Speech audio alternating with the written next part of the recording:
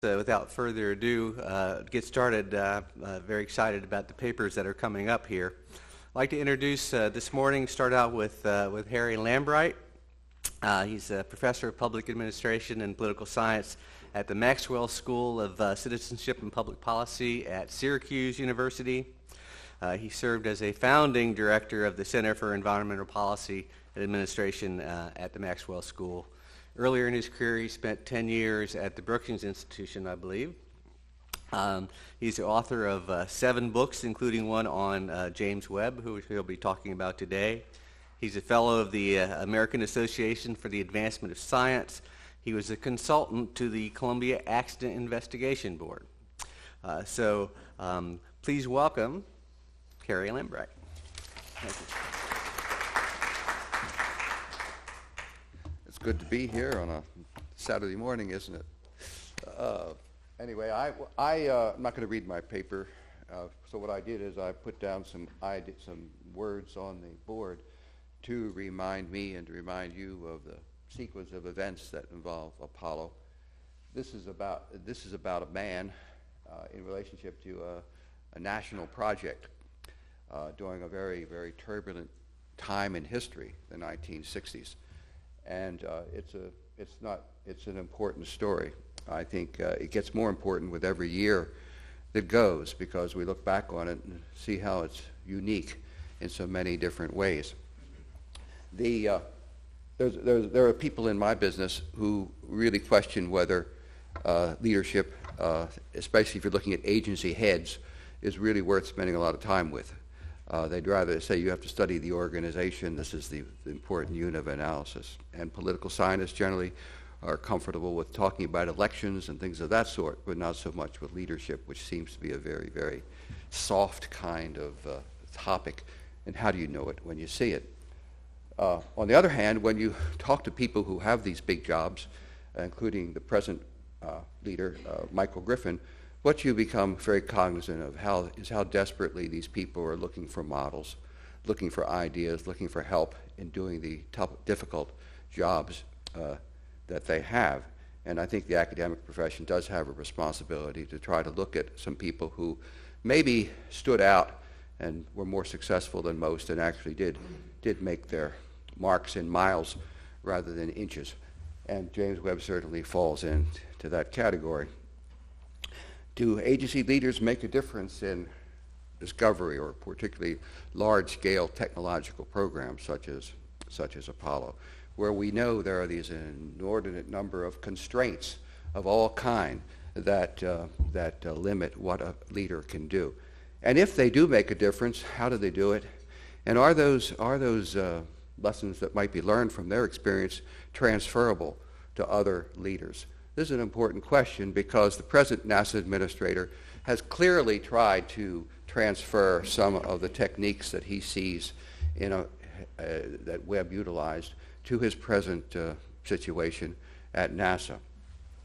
But we must always remember is that this is all important, the context in which the leader operates, the particular, not just the organizational context, but the political context.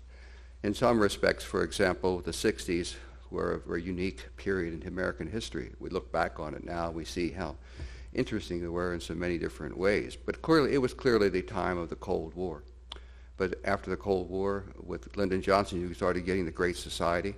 And then, of course, you had Vietnam and all that meant, all in one decade. Organizationally, a leader has a much better chance of making a difference if it's a young organization. And certainly NASA was a brand new organization when Webb took it on. When you try to take on an organization like NASA today and try to be a change agent, you've got a heck of a lot of problems. You've got entrenched interests who feel they can outlast you fairly easily.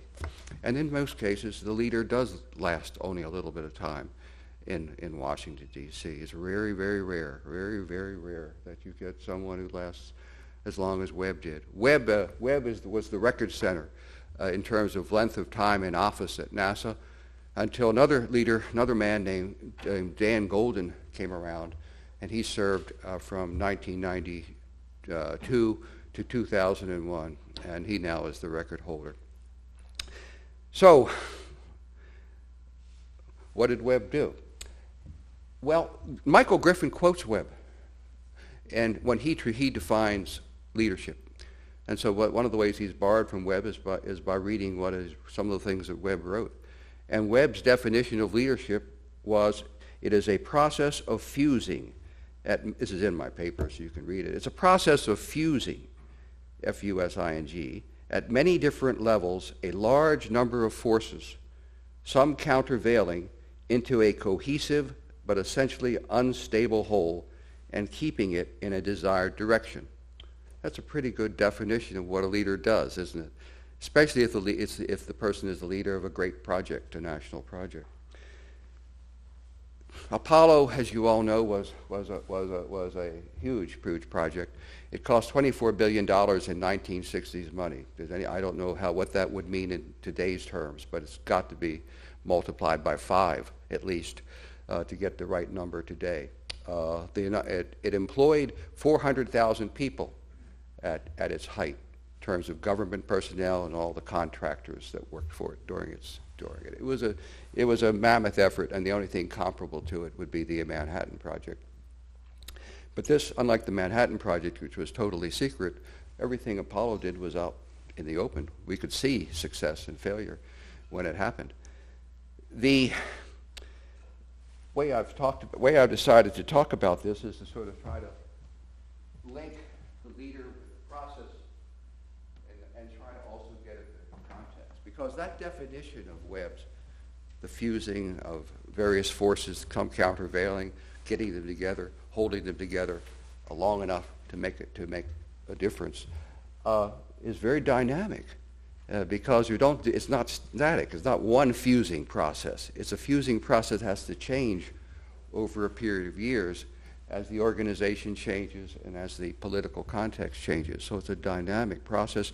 And another phrase that Webb used in his writing was the concept of dynamic equilibrium, in which you actually have to keep I think he was a pilot, and he always thought about organizations the way a pilot thinks about an airplane. You sort of gather momentum, you take off, then if you're lucky, you're able to keep it in flight, and if you're unlucky, of course, it's going to crash. But you obviously run into turbulence of various kinds, and you have to deal with the turbulence, and hopefully you finally come into a nice soft landing. But it doesn't always work that way. And he often thought about running an organization the way he flew an airplane when he was a young man. So I'll try to talk about Apollo, but I want to say a few words about the leader, about Webb himself. If Webb were in this room, what would he be like? Well, he would be about my height. He would have brown hair. It would be combed, slicked back. He would be a little bit stocky, but not fat. A little stocky. He was. In his youth, women thought him quite good-looking. As he got older, he got heavier and his jowls got bigger. But it wasn't his looks that you'd notice, and he looked successful. But it wasn't his looks that would get you if you got to know him. It was his intensity. There are some people you call charismatic. I think the right word for Webb was electric. He came into a room and you started talking with him, and you could feel it. You could feel him. You could feel the intensity of the man. They said that talking with Jim Webb is like conversing with an open fire hydrant. The words would pour from him, one after another. And when he dealt with people, including Congress, and gave them facts, it wasn't one fact or two facts, it was 100 facts coming in a torrent. He used to dominate most conversations. And when you came to see him, you would leave with a mission. I remember, and he thought in a scale that was different from most of us. I remember when I was fortunate in having a chance to interview him when he was an old man, suffering from Parkinson and close to death. And even though he was in horrendous health, the dynamism of the man was still there. And when I talked about my project, he said, "Oh no, you want to do it this way. You want to get 100 more people involved. You want to have this person, that person, et cetera, et cetera, et cetera." He was basically organizing my project for me. Of course, I was doing it as one person. the essence of the guy is amazing. I try to get at the essence of Webb. How do you get at the essence of a man, especially a man like this? I think the best way to do it is to aside from interviewing him, and this particular phrase that he uses all the time was that I actually went down to where his origins, which were in rural North Carolina at the beginning of the 20th century, and went to a nursing home and interviewed his sister, who was very old, very ill, and blind. And I asked her, what was he like as a boy? Because I'm one of these believers, psychologists can speak up if they disagree with me, but I'm one of these believers that people pretty early on show what they are, what they're made of. And what she said to me, which was a direct quote, and it's in my book, after I talked to her a while, she said, as long as she could remember, Jim Webb had, quotes, this gift for organization. This gift for organization. And there's some people may be gifted athletes or gifted musicians or gifted scientists or gifted this or gifted that. This was a guy who was gifted in a very unusual way. Gifted as organization. And it showed up very early in his early jobs. Very early on, it became very clear that when he worked for you, and he sort of moved up to progressively more complicated jobs. His first job was as a secretary. But he was not just a secretary. He organized your office. He organized your life. He organized you. And made himself invaluable to a successive number of bosses. And as he made himself invaluable to a successive number of bosses, people recognized this man for the ability he had and wanted them to work for him. So he was a young man. He showed this unusual capacity. He also read books. I asked him once when I interviewed him, did anything you read influence your life? He said, go read Mary Parker Follett. Mary Parker Follett. How many people ever heard of Mary Parker Follett? Mary Parker Follett was an organizational and political theorist who wrote early in the 20th century, a British woman, and she's famous for a few phrases. But one of the phrases that she's famous for, and the one that Webb borrowed, used, thought about, was the concept of power with. Quotes, power with, not power over. Power with. And it fit in with the notion of organization and how you organized. Also the idea that you could have, when you had a group, you could have a highest common denominator coming out of that group, not your typical lowest common denominator. And she also is famous for some other phrases like law of the situation, in which a leader must be quick on his feet because you can be sure the situation will change. So those things, I think, help understand a little bit about the way he thought and the kind of gifts he had. His worldview, he came of age in the Depression. He worked in Washington, D.C. As a staff person for Congress. He also worked for the man who was the principal, probably the major lobbyist in Washington at the time, who was an ex-governor of North Carolina and a close friend of Franklin Roosevelt. And then he went into business, worked for Sperry Rand, where he rose to the top in terms of vice president. So he had this, in the 30s, you see, he had this dual experience, both as a political man working on the Hill and for a lobbyist, then as an administrative man in a technical organization, the Sperry Rand Corporation. Went into World War II in the Marines. He was a flyer. Came out of the Marines. Gardner, the man he worked for, the lobbyist, became a major figure in the Truman administration, brought Webb along as his assistant, and before long, Truman made Webb the director of the budget, director of the U.S. budget.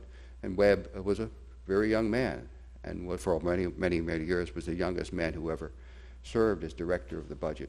And he made that organization into what it is today, a very powerful organization. He then became assistant. He wanted to leave after the first Truman years, and he had an offer to come down to the University of North Carolina, Chapel Hill, where he got his bachelor's degree. He also got a law degree along the way. They wanted to make him a dean of their School of Business Administration after his years as a budget director. But Truman prevailed on him and said, I'd like you to come and stay with me. I need you. I'm going to make Dean Acheson Secretary of State. I can't deal with Dean Acheson in some ways. Dean is this man from, I don't know what schools he went to, but Harvard, Yale, all the usual. And Truman was, I don't think Truman had a college degree. And they couldn't, initially there was a difficult communication problem. Webb was his man. Webb was his boy. And he wanted a man underneath Acheson with whom he could talk. So, and because he really didn't understand the State Department either, that it was Truman. And that turned out to be an unhappy situation for Webb, because Acheson always looked at Webb as Truman's man and not as Acheson's man. And pretty much, if you read Acheson's book, Acheson appreciated Webb's ability, but he didn't really treat him very well. And Webb left and went out to Oklahoma, where he proceeded to make a lot of money in the oil business. And that's where he spent the years between the Truman years and the Kennedy years. He was very, very, very restless. Today, your typical upwardly mobile type basically uses government to go into industry to make a lot of money. Webb was not happy in the private sector. He loved the public sector. And when a young man at the Bureau of the Budget said, and that was what it was called before it became the OMB today, when a young man wanted to leave, he always said, do you really want to leave? Because now here's where you can work on the big issues of the day here in Washington. So basically, Kennedy appoints him head of NASA. And he doesn't want the job. He says, I'm not a technical man. I'm not a scientist. I'm not an engineer. I've never seen a rocket in my life. And he said, and Kennedy said, no, this is an agency that will be dealing with large issues of public policy. And we need someone who understands public policy. And the public policy in the context is really the Cold War of the early 60s. So he can't turn the president down, so he takes the job. And he immediately begins learning about NASA and learning about what's on NASA's agenda. I'm talking about corporate NASA. And basically NASA has this idea of a moon program, but its idea of a moon program is going to the moon and around the moon and doing it in the 70s. But it's not an approved program, it's just a plan, and there always are many plans. The most interesting thing Webb does when he goes in, and go back to that philosophy of being of organization, as an organization man, thinking in terms of power with, he does something very, very, very unusual. Very unusual. He keeps the top two people that were at NASA that he inherited from the previous administration, Dryden and Thiemann. And this goes to something Dr. Hoffman said yesterday about Sean O'Keefe, a non-technical man. Webb immediately knew that he needed technical people. He needed to surround himself with people, and he thought these were really good people. Dryden was a physicist, National Academy of Sciences member. Thiemann was an ex-professor from MIT and also an industrial engineer. The physicist, the engineer, and then Webb. Webb would be Mr. Outside, Thiemann would be Mr. Inside, Dryden would be Mr. Science. And he said, we will work as a threesome. We will be a triad. This was extremely important and very unusual, because what usually you do when you go into a job in Washington, D.C. is get rid of everybody that you inherit. Not only did he keep these two men, but Thiemann said, Mr. Webb, I've got to tell you something. You don't know. I'm a Republican. And Webb said, that's good, because I'm going to sell NASA as a bipartisan agency. The only way we can really make it is if we're bipartisan, because the parties change. Power changes. We're not just a Democratic agency, we're both.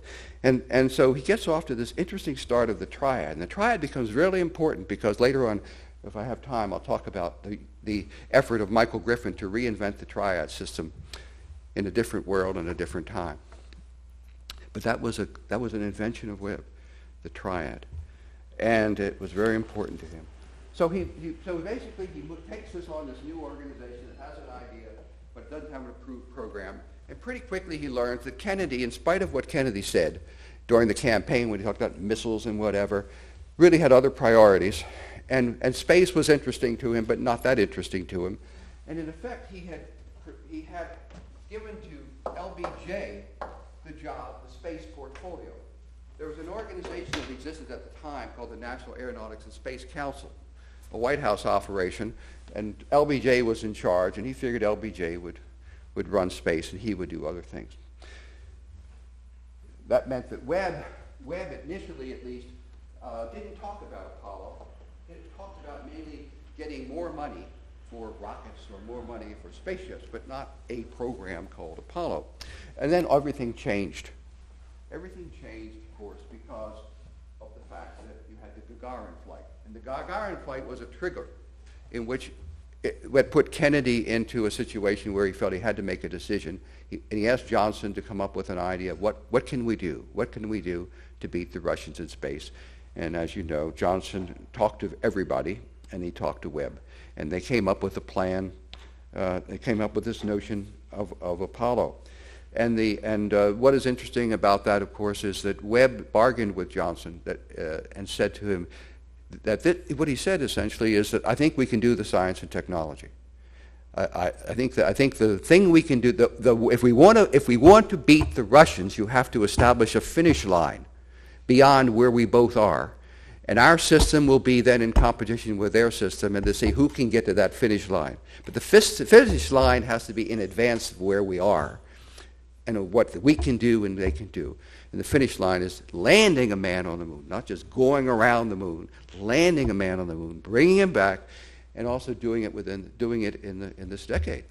And said, well, are you willing to do that, Mr. Webb, said Johnson. And Webb said, if you'll help me, because I think it's not a science and technology problem, it's going to be a politics problem. Keeping political support over a long period of time is really hard. Will you help me, Mr. Johnson? And John said, yes, I will help you. I will work with Congress to get the money. And that promise is very important. So that's agenda setting. Adoption is the Kennedy speech. A plan is coupled together, Apollo, and it goes to Kennedy. Kennedy accepts the plan as it is and gives the speech. And as I say in my paper, the interesting thing about the Kennedy speech in May 1961 is that the little changes, the major change that Webb made in the words. Initially the words were we're going to do it in 1967. Webb said, I think we need what he called an administrator's discount. Murphy's Law. If something can go wrong, it will go wrong. Therefore, I need more flexibility. And so the words became something like within the decade. The exact words are in my paper. That's why it wasn't a specific date. That was to give Webb some flexibility. Kennedy wanted to know how much it cost. He asked his scientists and engineers how much it's going to cost to do this. Scientists and engineers said, somewhere between 8 and 12 billion. He said, I don't believe it. I ran the Bureau of the Budget for years. I understand that all these scientists and engineers are always optimistic. The reality is it always costs more. I'm going to go in for 20 billion. And that's the number he sent to Kennedy, 20 billion. So he made some that adoption decision had some imprints of Webb that reflected his experience,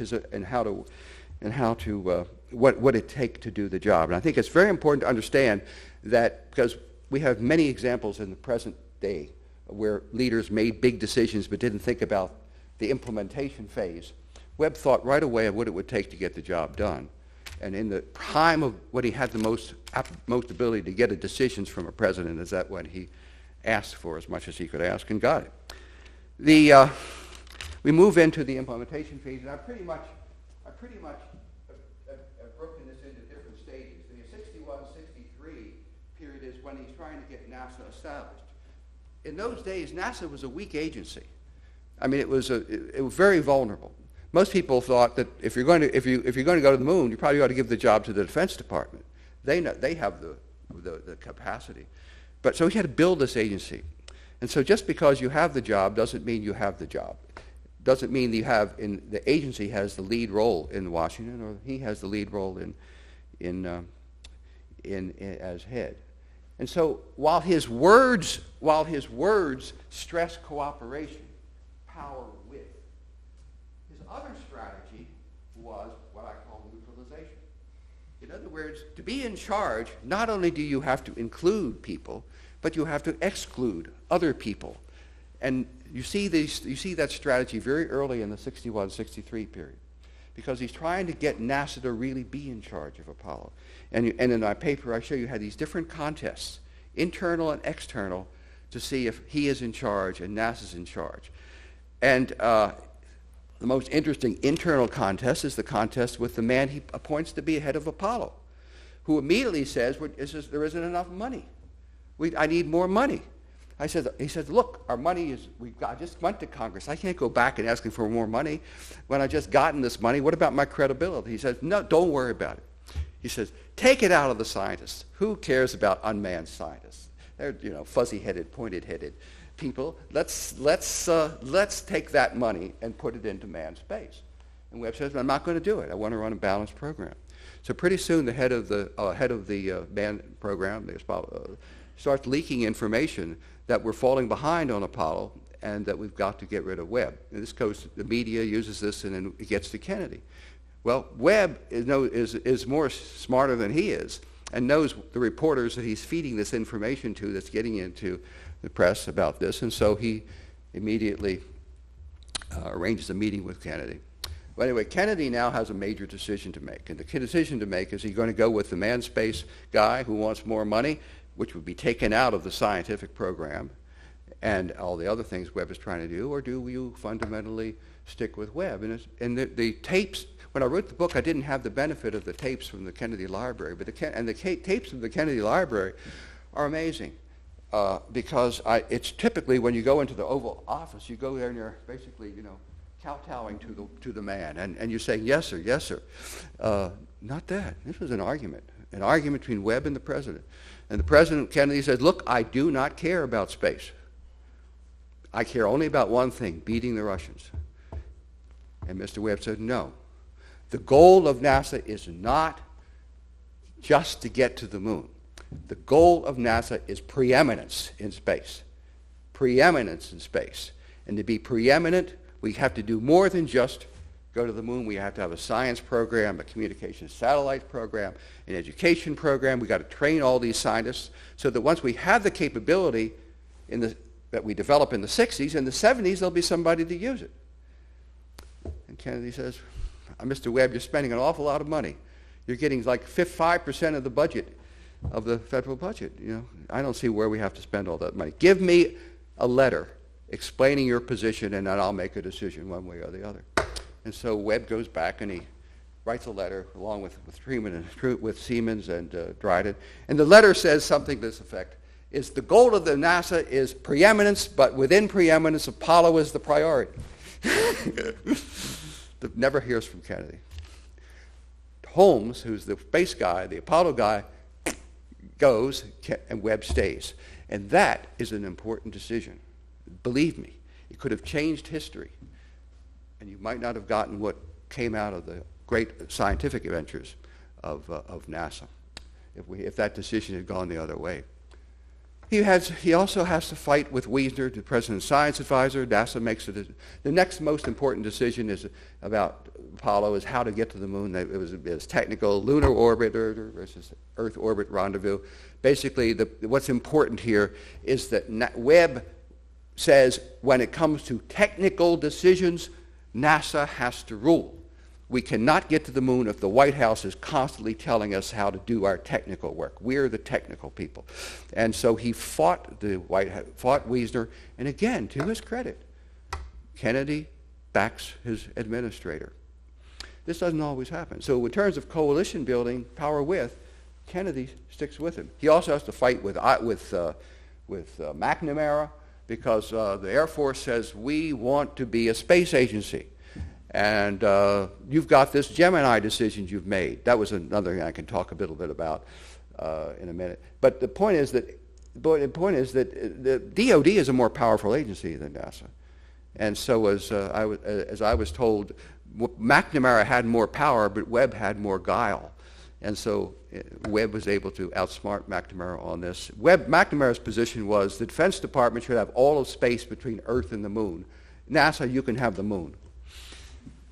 Well, it didn't work out that way, and Webb won that argument with McNamara. So and there were a series of these. The other thing that Webb did that I think was important in this establishment age, he developed another strategy which becomes very important to NASA and the people who've talked about Hubble and how it was advertised. This all goes back to Webb. Webb immediately recognized the Russian program was secret. Webb realized that NASA had something to sell, that the most persuasive power NASA had was what he called rhetoric of the deed.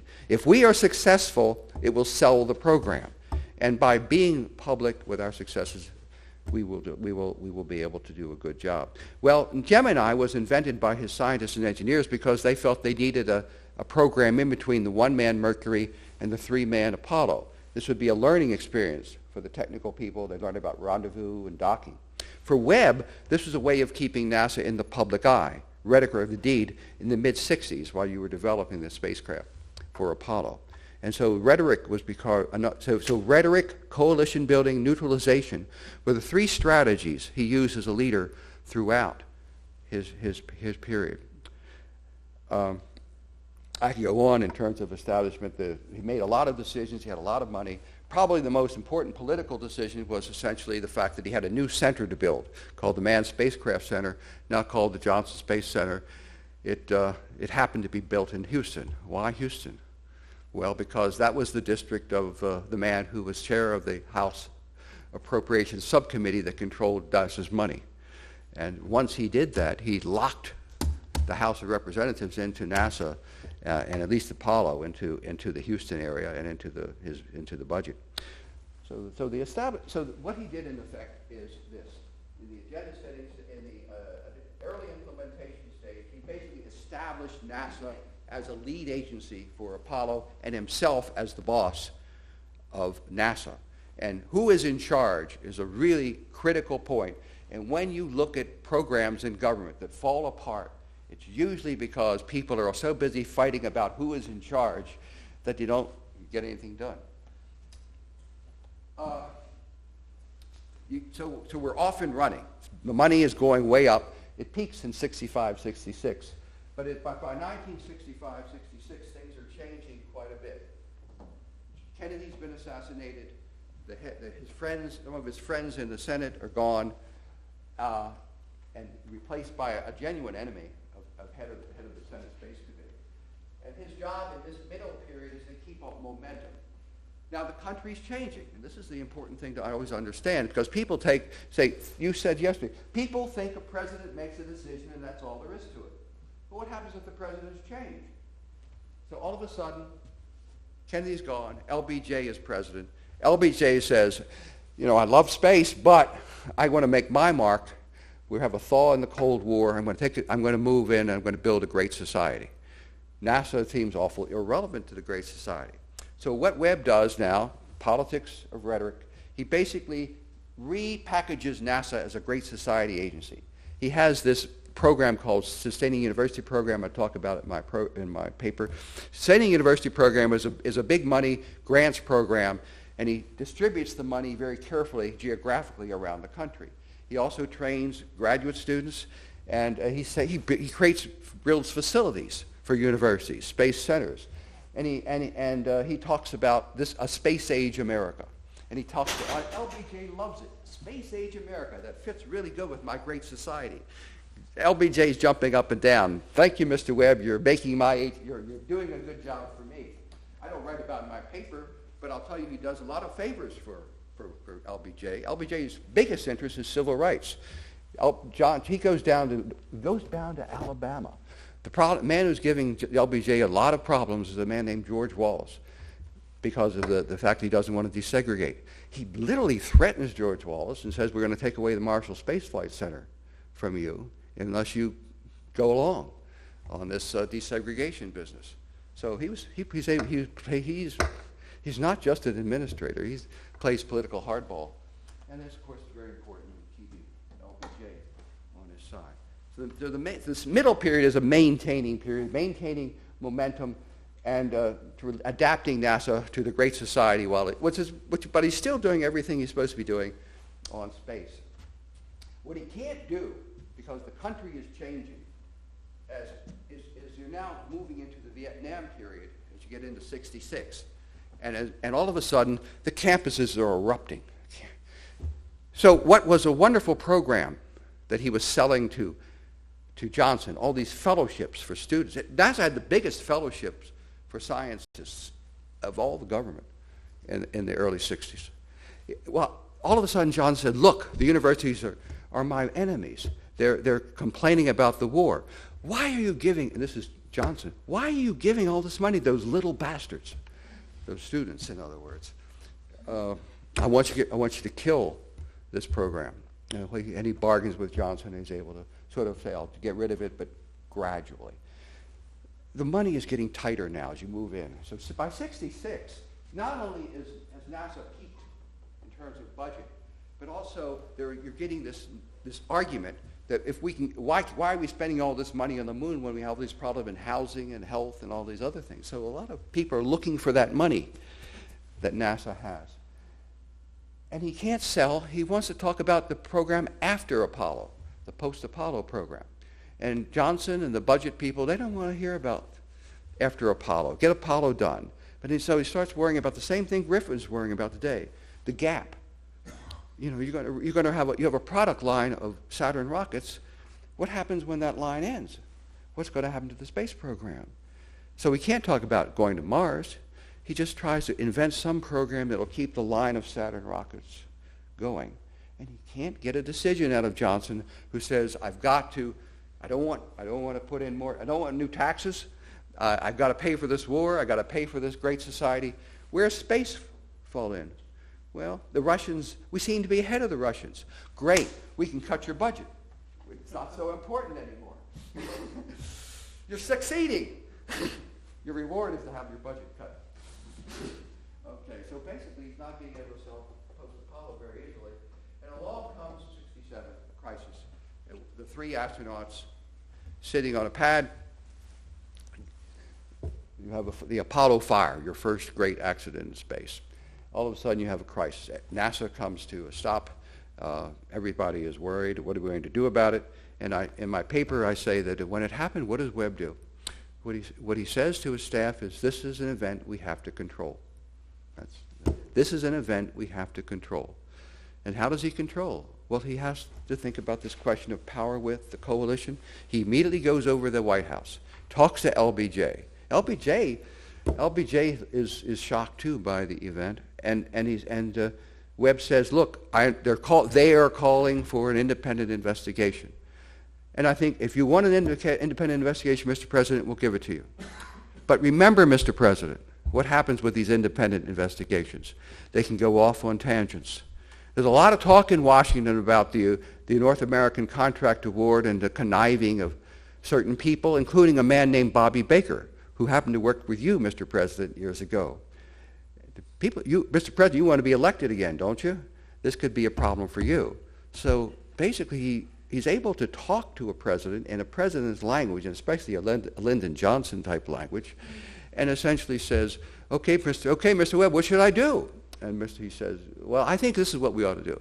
We're the best people in the world to investigate the investigation. It'll be a fair investigation. It'll be behind closed doors. It will not be unvarnished. We'll find out what went wrong, and we'll fix it, and we'll get back into space, and we'll finish this project.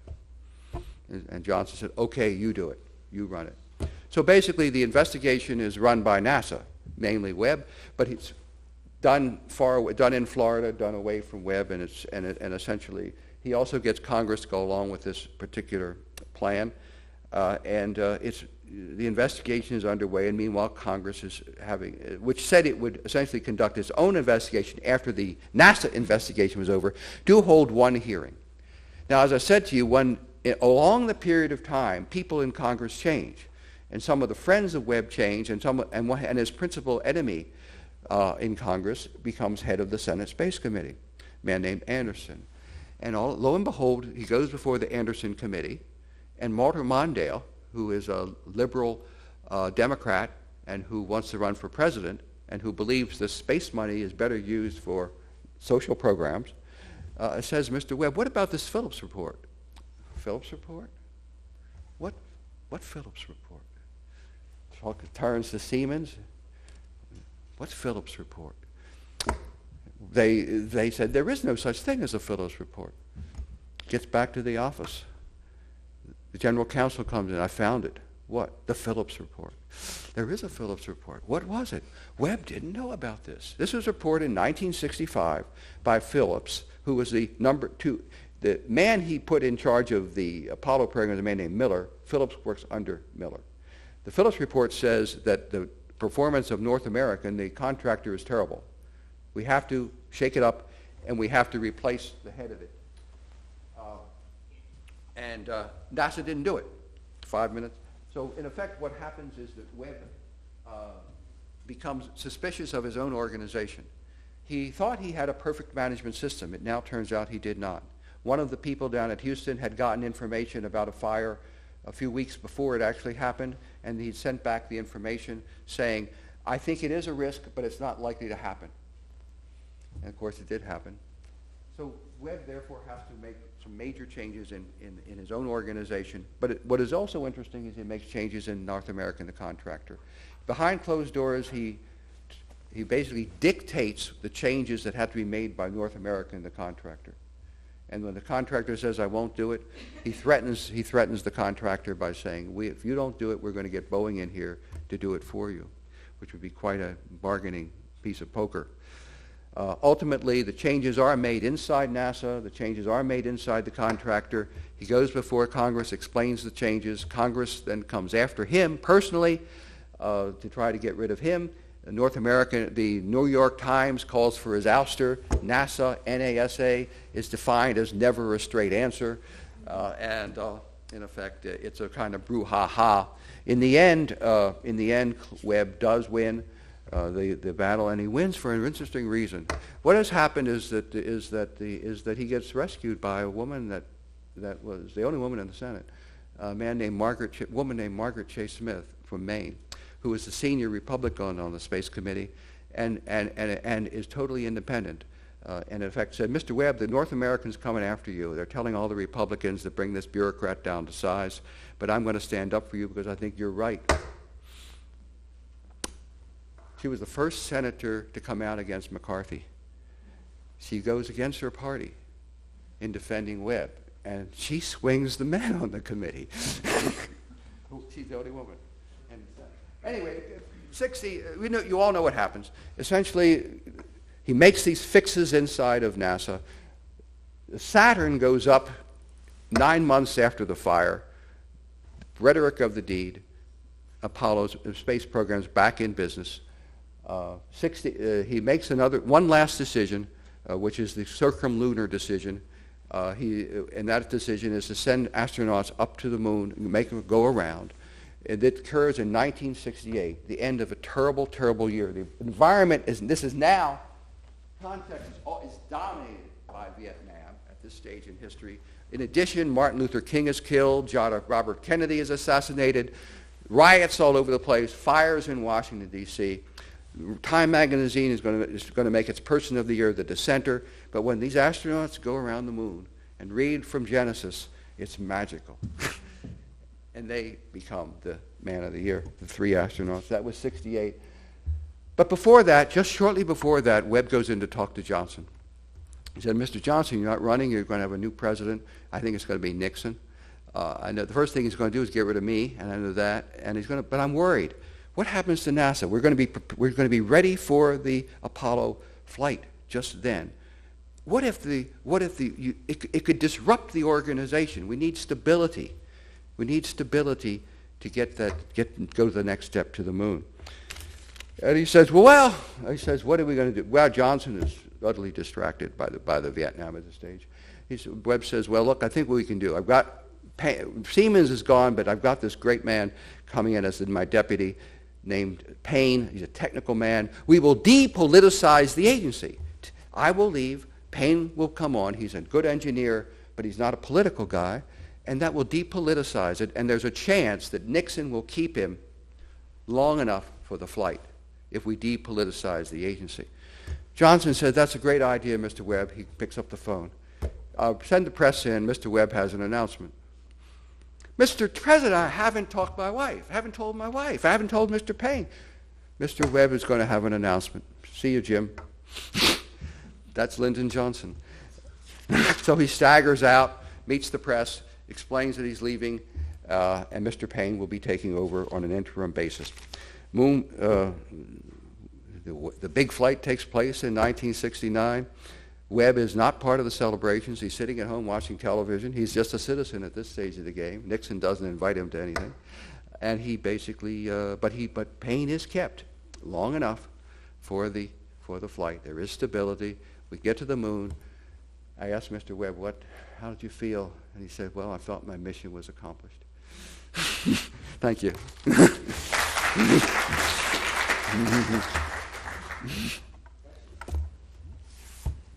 Yes, sir. Could you maybe elaborate on, your references to Griffin's trying to emulate it? Absolutely. Griffin is a Griffin is a student of space. He's a student of NASA. He's a very interesting man and worthy of someone writing about him. He's interesting. He's got about 7 technical degrees, and he has read a lot, and he read my book, and he said this triad is the one system that seems to really work, where you have a group of competences at the top. Now, Griffin is a great engineer. So his problem is political. And some of the statements he's made, you may have heard, show that he has problems with dealing with the politicians and the media. So his notion was somehow I'm going to reverse a little bit. I'll be the technical guy. Number 2 will be the political person, and number 3 will be Mr. Inside. So you have Mr. Outside, now Miss Politics. It's a female named Shannon Dale, who came from the White House and has experience on the Hill. As number 2 is a political person. It obviously is not going to work as well. And it's not just because of the people. It's because of the fact that, first of all, the man he has for the associate administrator, the Mr. Inside, has not stayed. He's gone on to industry, taken a bigger job. But it's the right idea. And it amazed me, quite frankly, when Sean O'Keefe, who is non-technical, the first thing he should have done was appoint a deputy who was a known scientist of enormous stature, it seems to me. Because I think the triad system is absolutely the right one. Another technique that Griffin is trying to borrow from Webb in terms of going back to the moon is this. One of the problems, one of the issues that's happened with NASA over the years is it's gotten hollowed out. A lot of its technical excellence has gone, has drifted off into industry. And so the question is, how can you be a smart buyer from industry if your centers don't have enough technical competence? So to go back to the moon, he feels he has to do what Webb did, which was build a strong civil service cadre in the government so they could deal with industry one-on-one rather than being subservient. And he's trying that, but that again is very difficult to do. He's tried very hard to do what Webb did in terms of the first 2 years, the honeymoon period, to establish his role. He made many big decisions right off the bat. Bang, bang, bang, bang, bang, just the way Webb did, knowing that he had a certain number of months he had before his clout would begin to diminish. So he's been a student of Webb, but he's no Webb.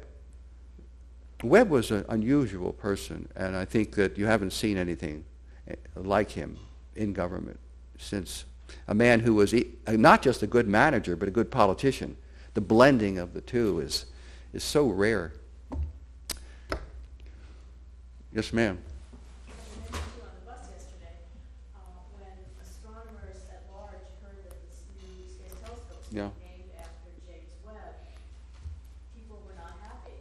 Oh, we're going to do an administrator, bean counter, after the Hubble Space Telescope, Chandra's space telescope. Great astronomers. Yes, great astronomers whose names everybody knows. So I'm just wondering, is there going to be a kind of PR campaign, or do you think the agency is going to teach us what you've told us as astronomers about Webb, to try and soften the impact? Because every time I hear people talk about Yeah, I know. Webb, not only the cost overruns, which make it Right. a dirty word nowadays to ground-based astronomers, but the fact that an administrator would have something Right. pointing at him. But when you hear the story and see the history, and one might rightly say, we wouldn't be here now if it weren't for him. Absolutely.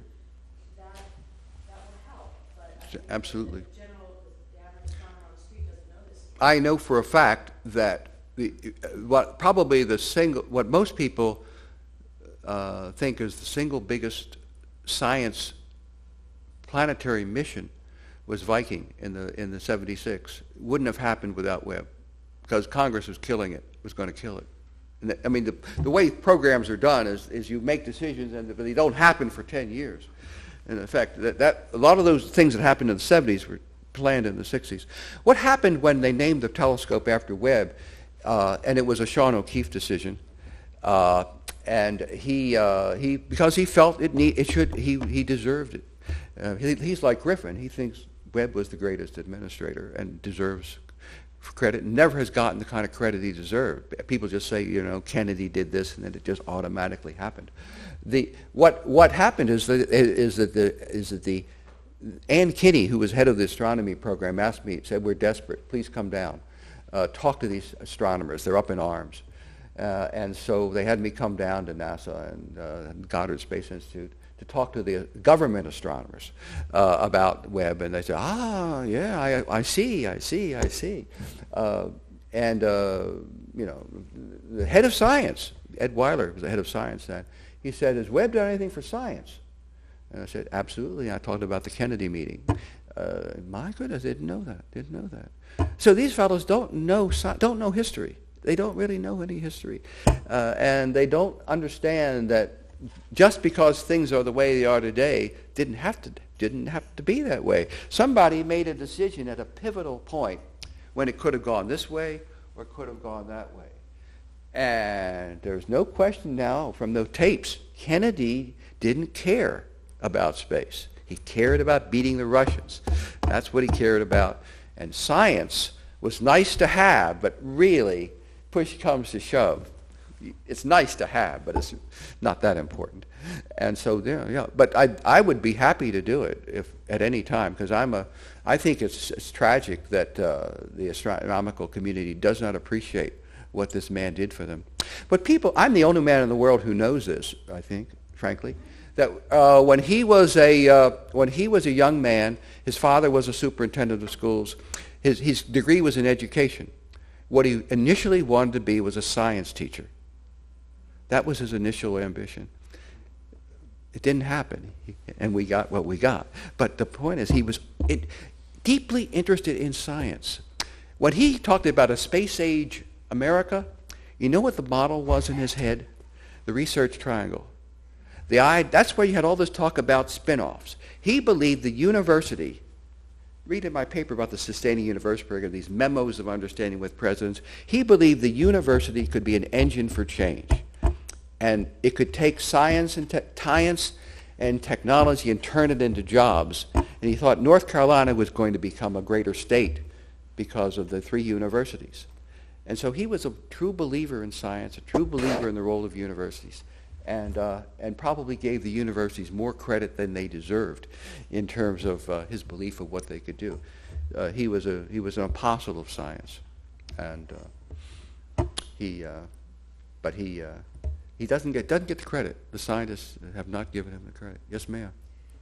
I think that description you gave of him sitting in his living room watching and saying that he had accomplished his mission is a very Mary Parker Fowler-esque kind of statement, because one of the things that seems to be a theme is her statement about the leader is really the invisible leader of Right. the common purpose.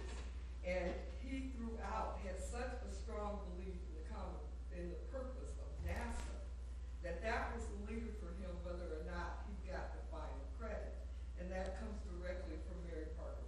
So he really did end the way she would have envisioned.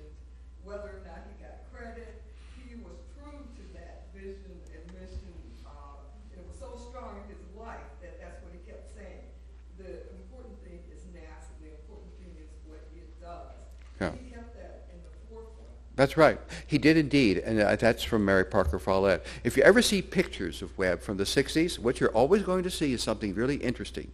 You'll see President Kennedy or President LBJ and then and Webb right behind him, whispering in his ear. If you saw astronauts, you'd see Webb behind the astronauts. If you saw a congressman, you'd see Webb behind the congressman. Webb was always there, the supreme organization man.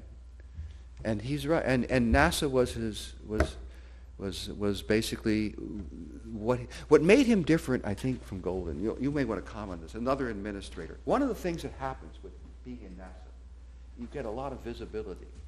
If you aren't careful, it'll go to your head. It never went to his head. In other words, what I asked people who worked with him, what was made Webb different from so many other people in Washington? They said basically the man didn't let it go to his head. He thought about the purpose. He thought about the organization, and he came second. Many people believe during the Apollo fire investigation, when he became the center of attention and the New York Times called for his ouster, that he deliberately made himself the center of attention to protect his organization, so that the organization would not get ruined, but he might have to get his head cut off. I think we're out of time. Thank you.